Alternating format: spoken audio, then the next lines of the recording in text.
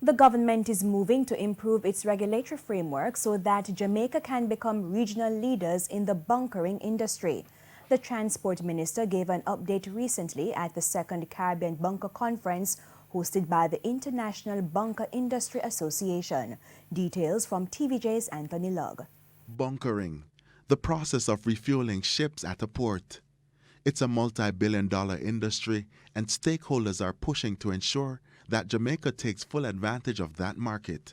Transport Minister Robert Montague outlined the importance of the Second Caribbean Bunker Conference. This one in particular is very important globally because we are getting ready to meet the January 1st, 2020 deadline of having the 0.5% sulfur content in the fuels that the ships that come to Jamaica and pass through Jamaican waters use.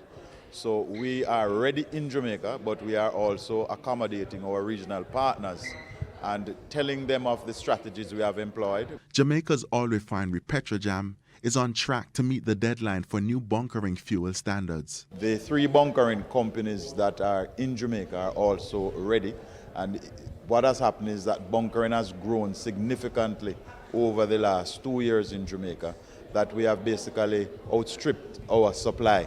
And the bunkers here in Jamaica are actually now importing fuel, and they are importing the IMO 2020 regulations compliant fuel into Jamaica.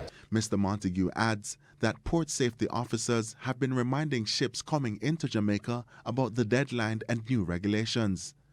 An oversight committee has also been set up to ensure that stakeholders are on the same page. Bunkering creates some 900 direct high-paying jobs in Jamaica and approximately 3,000 indirect jobs. So it is vital to our economy. We are projecting to get 10% of the ships that pass through the Panama Canal.